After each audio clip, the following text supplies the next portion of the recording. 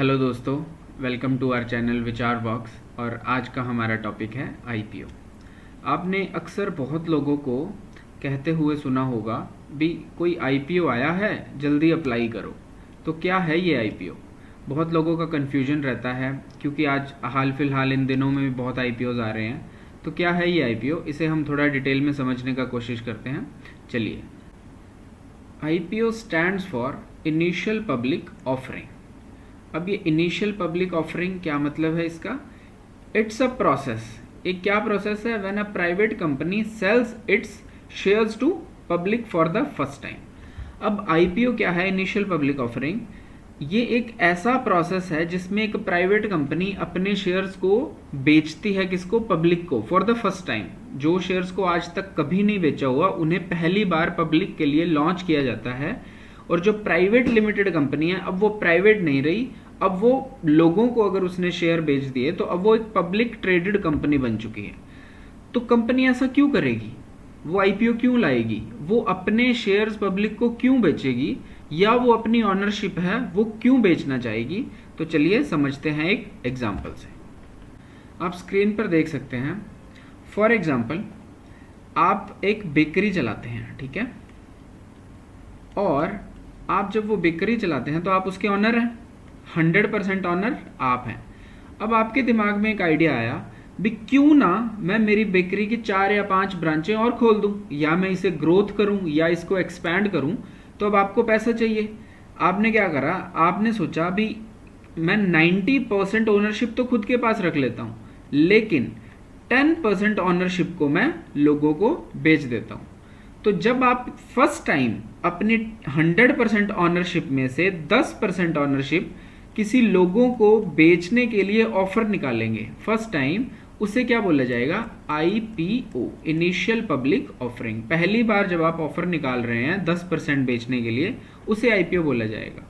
तो अब 90% कंपनी का आपके पास है, हम ये भी कह सकते हैं 90% शेयर्स आपके पास हैं और 10% शेयर अब पब्लिक के पास जा चुके हैं। तो जब आपने पहली बार बेचे वो हुआ आईपीओ। अब ये जो 10% शेयर पब्लिक के पास हैं, अब ये पब्लिक क्या करती है? इन्हें आगे अपने किसी दोस्त को या फ्रेंड को या किसी को भी आगे बेचती है। उसको आईपीओ नहीं बोला जाएगा क्योंकि वो इनिशियली पब्लिक की ऑफरिंग में नहीं गए हैं, अब वो सेकेंडरी मार्केट में जा चुके हैं। आप समझ रहे हो आईपीओ किसे कहेंगे? जब फर्स्ट टाइम यहां से ऑनर अपनी ऑनरशिप में से जो शेयर्स को डाइल्यूट कर रहा है या अपनी ऑनरशिप को डाइल्यूट कर रहा है, शेयर्स को बेच रहा है, उसे आईपीओ बोला जाता है। लेकिन किसी बंदे ने अगर वो शेयर्स खरीद लिए फर्स्ट टाइम में एंड उसके बाद वो उन्हें कहीं बेच रहा है या स्टॉक एक्सचेंज में ट्रेड कर रहा है, तो उस चीज को आईपीओ नहीं बोलेंगे, वो सेकेंडरी मार्केट में नॉर्मल सेल परचेज है। अब आपके पास 90% शेयर्स हैं। आपने क्या सोचा भी मैं 10% शेयर्स और बेच देता हूं और मेरे पास रह जाएंगे 80% शेयर्स, ठीक है? आपने 90% में से 80% अब खुद के पास रख लिए और 10% को और डिल्यूट कर दिया या और पब्लिक को बेच दिया, जिसे हम अगेन क्या बोलेंगे? आईपीओ, ठीक है? क्योंकि ये अगेन फर्स्ट टाइम जा रहे हैं।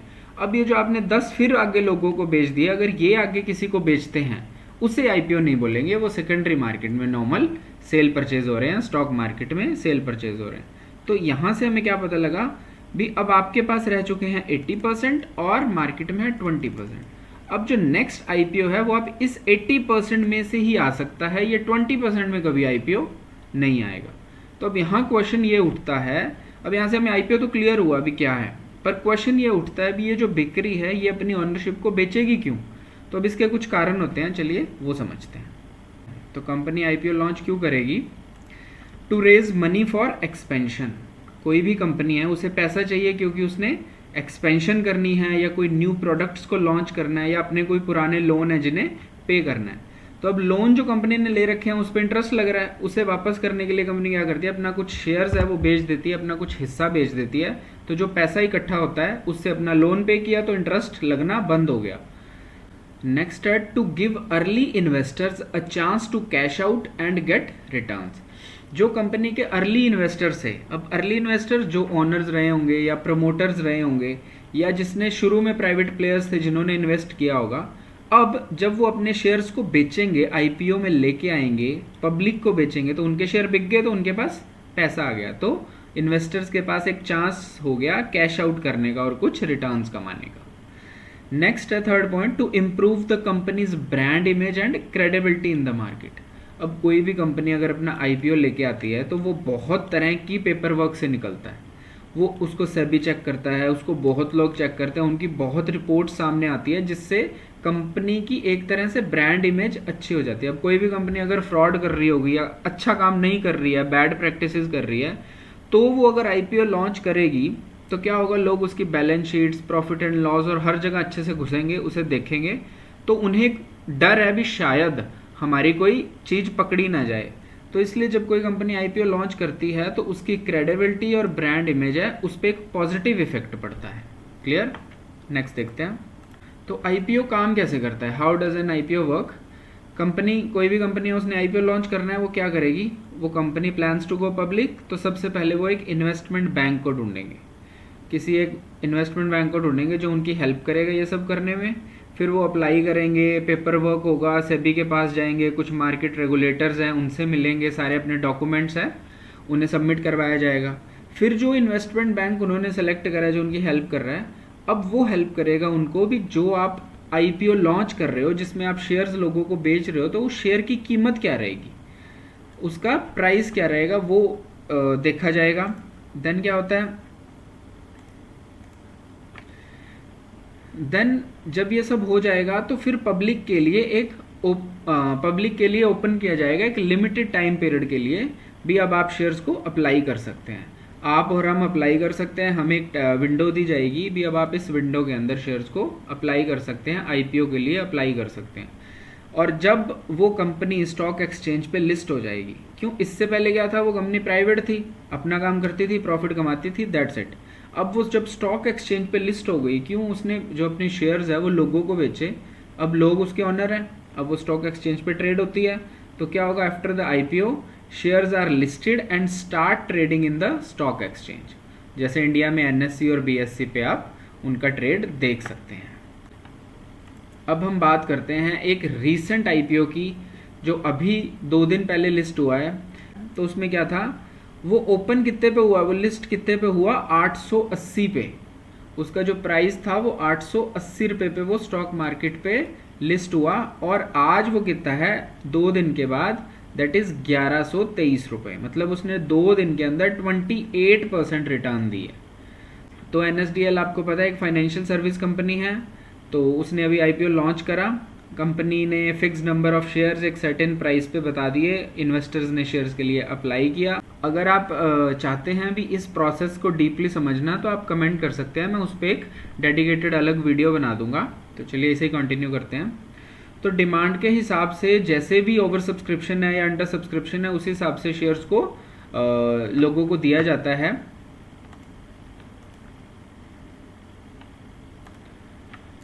और जैसे ही फिर लिस्टिंग होती है, NSDL share starting trading at market price. अभी मैंने आपको इसका मार्केट प्राइस भी बताया, वो 880 पे लिस्ट हुआ था और अब वो 1123 पे चल रहा है। ठीक है, देन अभी हमने देखा अभी एनएसडीएल ने बहुत अच्छा प्रॉफिट दिया 2 दिन में। बट क्या आईपीओज ऑलवेज अच्छा ही प्रॉफिट देते हैं जैसे लिस्ट होते हैं? तो ऐसा नहीं है, IPOs are not guaranteed profit. IPO हमेशा आपको गारंटी प्रॉफिट नहीं देगा, कभी कभी वो एक क्विक गेन दे देता है। कोई आईपीओज लॉन्ग टर्म ग्रोथ देते हैं, कोई लिस्ट होते हैं तो एकदम बहुत हाई प्राइस पे और बाद में डाउन आना स्टार्ट हो जाते हैं। और 2-3 आउट ऑफ एवरी 10 आईपीओज अच्छा ठीक ठाक प्रॉफिट देते हैं, सब्सटेंशियल प्रॉफिट देते हैं। बाकी किसी में लो रिटर्न्स ही रहती है और या फिर हाईली लॉस भी हो जाता है। इसीलिए आईपीओ लेने से पहले, अप्लाई करने से पहले आपको एक रिसर्च करना बहुत ज़रूरी है। अब हम बात करते हैं 2 लॉस मेकिंग आईपीओज की। आपने जोमेटो सुना, जब वो लिस्ट हुआ आईपीओ, जैसे ही वो लिस्ट हुआ उसका 113 रुपये प्राइस था और वो थोड़े ही दिन के अंदर वो 43 रुपीज़ हो गया था। तो जिसको भी 113 पे वो मिला होगा उसको वो 43 तक लो लगा के आया जोमेटो। इसी तरह पेटीएम लिस्ट हुआ था 1950 के आसपास, 2000 रुपये के आसपास, लेकिन उसने लो कितना लगाया, 470 रुपीज़ का लो लगाया। अब वो शायद 1060 के आसपास चल रहा है 1950 कभी उसने दोबारा टच करा ही नहीं, अपना लिस्टिंग प्राइस आज तक टच नहीं करा। तो जिसको भी ये आईपीओ लगा होगा वो बंदा अभी तक लॉस में है। नेक्स्ट देखिए क्विक टिप्स भी, आप कोई भी आईपीओ अगर लगाना चाहते हैं, आप कोई भी आईपीओ में अप्लाई करना चाहते हैं, तो चेक कंपनीज बैकग्राउंड। जिस भी कंपनी का आप आईपीओ लेना चाहते हैं उसका बैकग्राउंड चेक करो, उसके फ्यूचर प्लान्स को चेक करो, उसकी बैलेंस शीट्स को चेक करो। सिर्फ हाइप के पीछे मत जाओ भी आईपीओ आया है, आईपीओ आया है। जिस भी कंपनी में आप इन्वेस्ट कर रहे हो वो एक सॉलिड बिजनेस होना चाहिए, उसके मॉडल सही होने चाहिए, एक स्ट्रॉन्ग मैनेजमेंट होनी चाहिए।